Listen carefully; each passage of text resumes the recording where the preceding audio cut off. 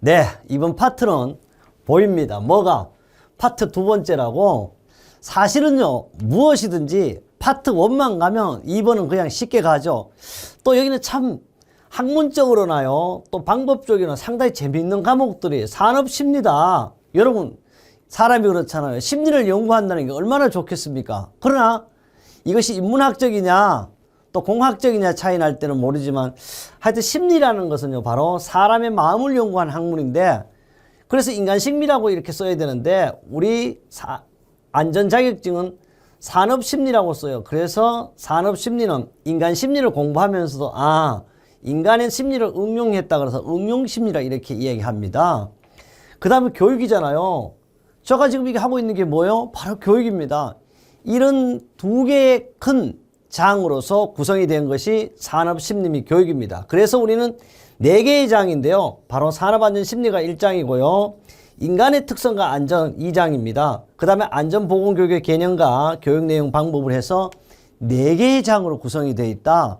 그래서 이 4개의 장은요, 사실 범위가 좁지만은 조금만 문제를 변형한다든지 또는 내용을 변형하면 학자들의 의견에 따라서 완전히 달라질 수 있는 과목이 바로 심리 및 교육이 되겠습니다. 그렇다면요, 산업안전심리를 한번 보죠. 네, 첫 번째 이렇게 보면 산업안전심리라고 되어 있습니다. 목차에도 얘기했듯 이거는 산업안전심리는 응용심리라고 이렇게 합니다. 왜 응용심리라고 그랬죠? 인간심리를 응용했다 그래서 산업안전심리는 응용심리다. 이 응용심리는요, 바로 이겁니다. 우리 장은요, 우리는 또 산업안전이나 건설안전이나 안전을 하시는 분은요, 참 이게 묘합니다. 안전공학 또는 공학이에요. 공학, 문학이 아니고 또 심리학도 아닙니다. 그래서 안전기사의 기본적인 인간 심리를 파악하기 위한 내용을 주로 구성하여, 정말 이 내용은요, 딱딱함보다는 때로는 흥미있는 내용을 다루고 시험에 출제가 예상되는 그 중심적인 내용은 4가지로 구성되어 있습니다. 그래서 산업심리의 개념 및 요소와 인간관계 활동, 직업적성과 인사관리, 인간의 행동성향 및 행동과학입니다. 그래서 이렇게 1파트와 2파트라기보다는 2개를 가지고 한 강으로 구성을 하겠습니다. 또 직업적성과 인사심리를 한 강으로 할 거고요. 인간 행동성향 및 행동과학을 한 강으로 할 거다. 그래서 바로 이 산업안전심리는 중요한 것은 4개의 소파트로 구성이 되어 있지만 실제 강은 3개 구성을 하겠다. 그럼요, 산업안전심리를 도표로서 한마디로 얘기한다면 원래 심리를 연구하기 위해서는 관찰 실험을 해야 됩니다. 그 다음에 조사 분석도 해야 되죠. 그래서 관찰 실험하고 조사 분석을 한 것이 뭐다? 산업심리인데, 이 산업심리는 과학적 법칙을 도출해야 되고 또 산업안전관리에 적용하고 실천해야죠. 그래서 이 산업안전심리를 연구하는 목적은, 첫째는 가장 좋은 방법, 가장 필요한 내용은 인간을 어떻게 적재적소에 배치한다. 쉽게 일하고 싶은 데 배치하는 거예요. 그 다음에 사고를 예방하거나요, 생산성을 제고하거나 근로자의 복지를 향상시키는 것이 산업안전심리의 목적입니다. 또 이걸 다른 말로 산업안전심리를 왜 합니까? 그럼 바로 산업안전심리는 인간을 적재적소에 배치하고 사고 예방을 하고 생산성을 제고하는 근로자의 복지 향상이 되겠습니다. 그러면요, 우선 본문에 가서 산업심리의 개념이라든지 요소를 한번 살펴보자고요. 바로 이거요. 산업심리와 인사심리를 응용해 봤는데, 바로 응용심리인 인사심리를 우리는 사실 거꾸로 가야 돼. 응용한 것이 산업심리입니다. 이 정의가 뭐냐 그러면요, 산업심리학은 바로 뭐 응용했으면 응용심리학으로 인간의 심리를 관찰하고 실험을 하고 조사를 하고 분석을 통하여 반드시 대충 하지 말자. 일정한 과학적 법칙을 이용하여, 결론은 뭐냐? 우리 산업심리학은 생산을 증가시켜, 생산을 증가시키고, 또 중요한 것은 근로자가 잘 살게 하는 거예요. 근로자의 복지를 증진하고자 하는데 목적을 두는 겁니다. 그래서 심리학은 또 사람을 하고 싶은, 자기가 일하고 싶은 곳에 일하게 하는 적재적소에 배치할 수 있는 과학적 판단과 배치된 사람이 만족하게 자기 책무를 다할 수 있는 여건을 만들어주는 방법이 바로 산업심리가 되겠습니다. 그렇다면요, 우리는 반드시 CBT를 하든지 PBT를 하든지 결론은 뭐다? 산업심리학을 연구하는 목적은 2가지만 얘기하라면 근로자의 복지 증진 첫 번째입니다. 또 인간을 어떻게 적성에 맞게 적재적소에 배치하는 것이 우리는 산업심리 연구 목적입니다. 그럼요. 시험에는 어떤 것이 나오나? 바로 이것이 시험에 나오는 것이다. 그럼 한 문제 먼저 줍니다. 산업심리를 또는 직무검사라 그래요. 구비 조건은 6가지 방법이 있다. 첫째, 우리 심리검사를 하는 데는 표준화가 되어 있어야 돼요. 둘째, 객관성이 돼요. 이 객관성을 가지고 누가 봐도 똑같은 거야. 누가 봐도 괜찮은 거야. 이걸 가지고 우리는 무오염성이라 그럽니다. 또 규준이 있어야 됩니다. 기준이 아니고 규준입니다. 신뢰성입니다. 신뢰성이라는 다른 말로 반복성이라 한다. 검사 응답 자체를요, 일관성이 있어야 되는 거죠. 타당성입니다. 이걸 다른 말로 적절성인데요. 측정하고자 하는 것을 실제로 측정하는 겁니다. 또 마지막에 실용성입니다. 이용 방법이 용이해야 돼요. 시험도 마찬가지입니다. 제가 강의하면 여러분 받았을 때 그것이 그대로 나오게 하는 것이 사실 제 강의 목적이죠. 그래요. 역시 정의를 했습니다. 인사관리의 산업심리 목적은 근로자에 대한 능률 분석, 근로자의 집단의 개입 및 작업에 대한 분석이 되겠습니다. 그럼 이 파트에서 가장 중요한 건 바로 심리검사의 구비 조건이 될 것이다. 그 다음에요. 산업심리학과 직접 관련이 있는 학문이에요. 다음 중 산업심리학과 직접 관련이 있는 학문이 아닌 것은 이렇게 출제되거든요. 그래서 인사관리학, 인간공학, 사회심리학, 심리학, 응용심리학, 안전관리학, 노동과학, 행동과학, 신뢰성 공학들이요. 다 산업심리에 관련이 있는 학문들입니다. 그래서 제가 얘기했잖아요. 우리가 안전을 한다는 사람들은요, 공학적인 면도 있어야 되지만은 철학적인 면도 있어야 돼요. 또 심리적인 면도 있어야 돼요. 또 그 법칙은 다 과학적으로 쉽게 말해 정량적인 평가를 받을 수 있어야 됩니다. 또 주관성이 아닌 모든 건 다 객관성이 돼야 됩니다. 그래요. 그렇다면 인사관리의 중요한 기능이 있어. 왜? 인사니까 인사가 또 이러잖아. 만사라 그러는데 인사관리의 중요한 기능을 보면 첫째, 조직과 리더십이 있어요. 우리 안전관리로 공부했던 걸 좀 기억해야 됩니다. 조직이 있어요. 조직은 안전조직은 라인식 조직, 스텝식 조직, 라인 스텝 혼용이 있습니다.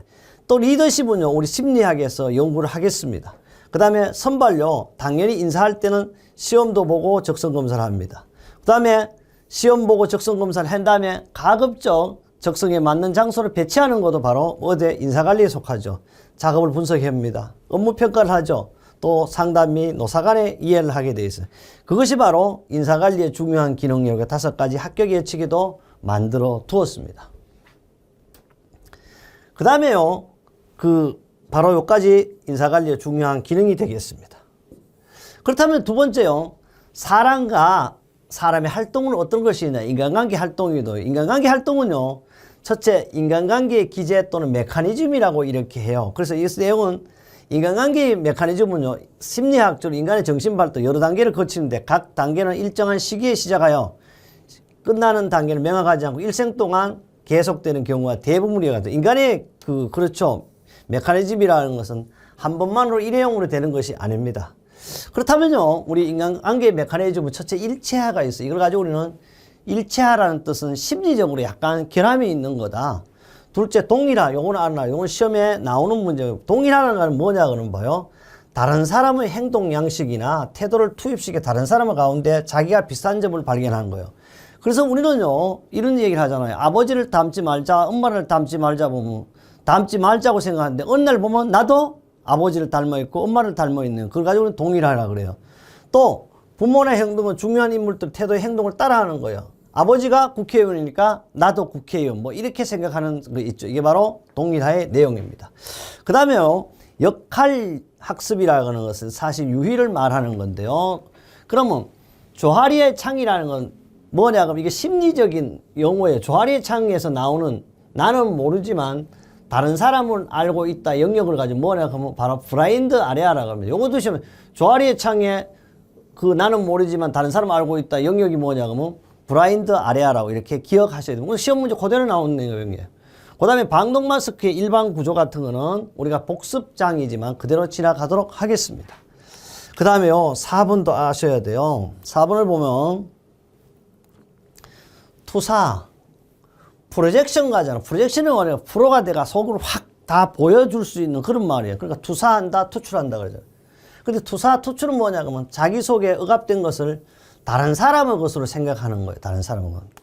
내가 힘드는 것이 자꾸 내가 아닌 다른 사람의 것이다. 그러니까 다른 핑계를 자꾸 대는 걸 우리는 투사라 그러는데 봐요.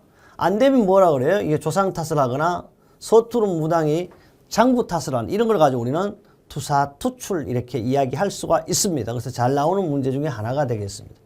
커뮤니케이션입니다. 우리는 이야기할 때 있잖아요. 커뮤니케이션이 안 된다. 정말 저도요. 지금 이 강의 자체를 동영상이라고 하자면 지금 여러분 아마도 온라인으로 이렇게 보고 있잖아요. 이러니까 저는 일방적으로 하고 듣는 분도 그냥 정재수가 무엇을 하는지 모르고 듣고만 계시는 거예요. 그래서 소통이 안 되거든 사실요.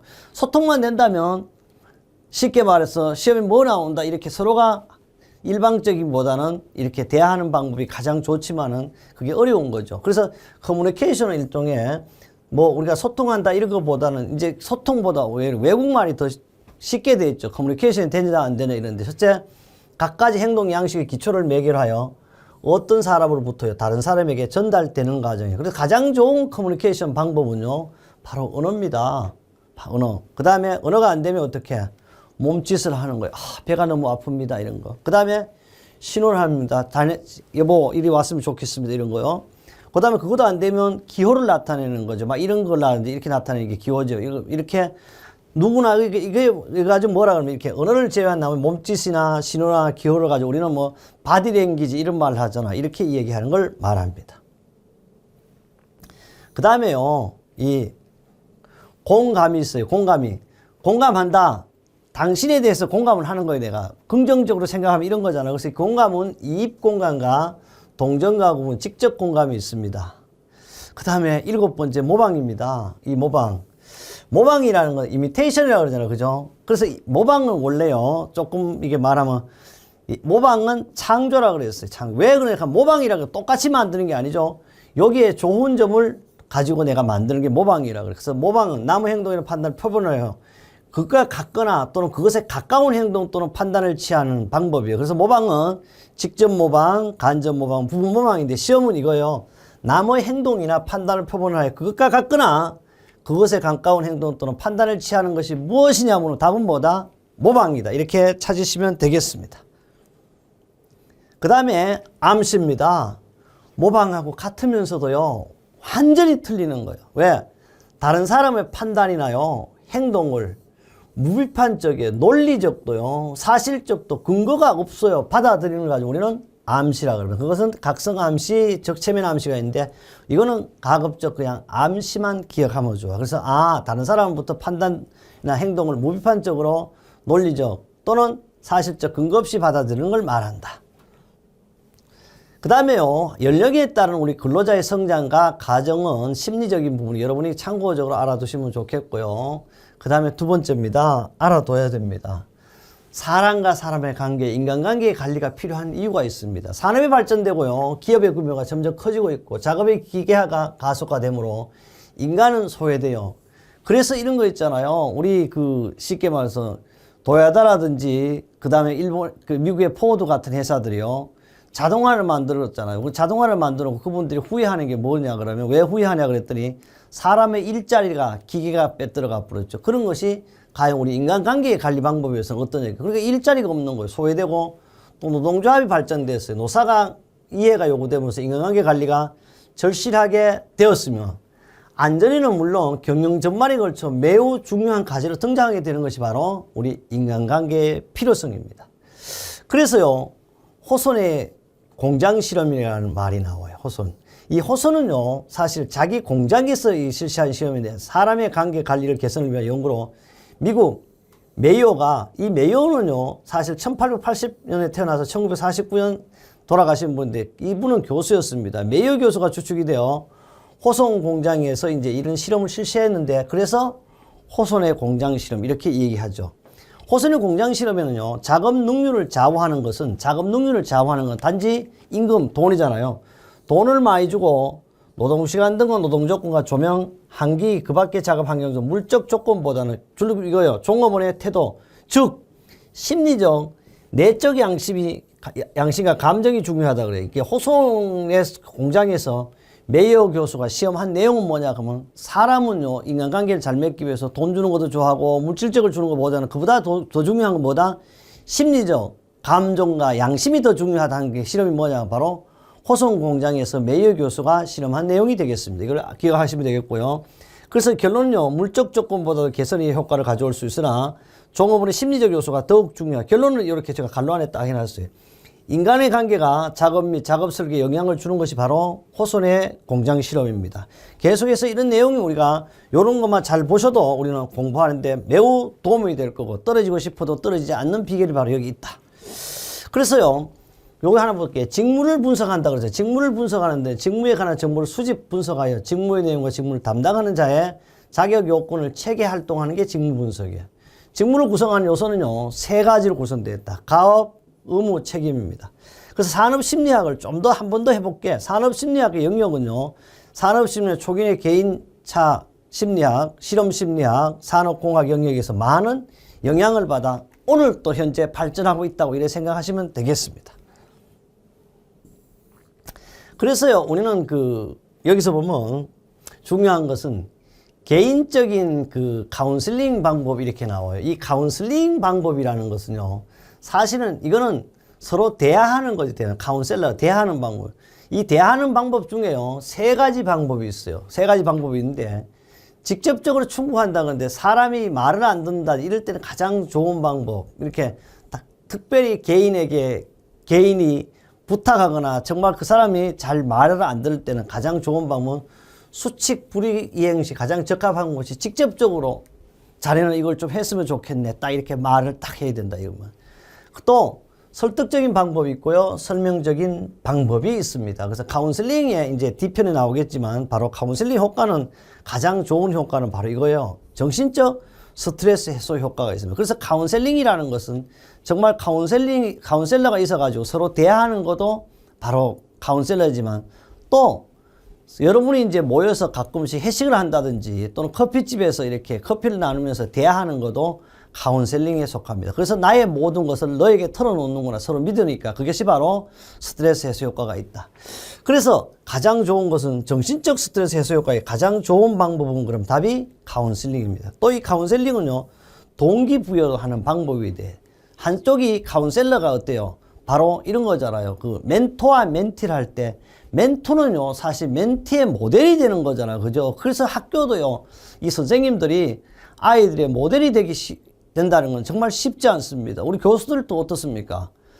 40년 동안 교수해도 과연 우리 제자들 때 나를 존경하는 분이 과연 몇 천 명이 될 거냐, 이거 참 어렵지 않아요. 또 아니 몇 명이나 될까 이러잖아요. 그것이 바로 우리는 그분들한테, 우리 제자들한테 동기부여가 돼야 되죠. 지금 이것도 마찬가지입니다. 제가 이렇게 강의하는데 여러분도 있잖아요. 안전기사를 따가지고 정제수가 모델이 됐으면 좋잖아요. 근데 모델이 안 되면 참 의미가 없는 거죠. 그래서 안전으로서 있잖아요. 생활하시는 분도 있고 안전으로 직업을 가지는 분도 있고 이런 것을 바로 동기부여가 되면 안전하시는 분 좀 많아지지 않겠냐.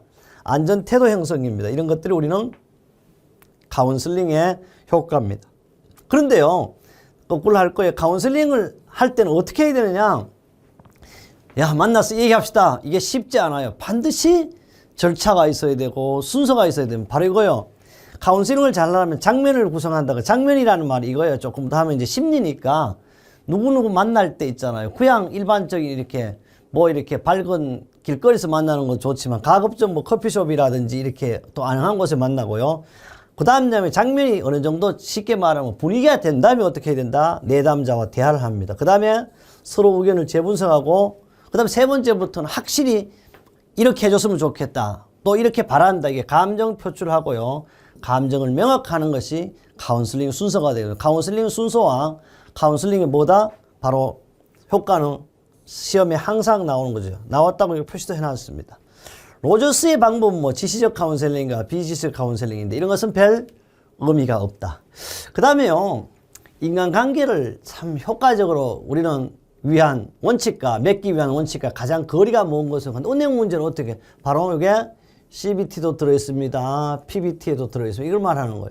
그러면 우리 시험에도 나올 것입니다. 이게 바로 은행 문제입니다. 은행 문제를 한번 보면 인간관계를 효과적으로 맺기 위한 원칙과 가장 거리가 먼 것은 그랬어요. 첫째, 상대방을요, 있는 그대로 인정해줘요. 정말 여러분도 있잖아요. 누굴 할 때 상대방을 내 눈으로 보지만은 그 사람의 개성에 맞게, 그 사람의 특성에 맞게 인정을 해줘야 되는 거야. 자꾸 그 사람 보고 A가 이러니까 B도 그렇게 해라 하면 안 된다, 이 말입니다. 그 다음에 상대방에게 항상 인간관계를 맺기 위해서는 지속적인 관심을 보여야 됩니다. 여러분, 그래서 출근하면 그냥 각자 앉아서 자기 방에 일하시는 분들 있지만 오늘 밥은 먹고 왔느냐? 또는 몇 시에 퇴근할 거냐? 뭐 이런 것이 바로 관심을 보여주는 거죠. 지속적. 또 취미, 오락이 같거나 유사한 활동에 참여한다는 거예요. 이것이 바로 인간관계 맺는 방법 중에 하나죠. 네 번째입니다. 상대방으로 하여금요. 당신이 그를 좋아한다는 것을 어떻게 해?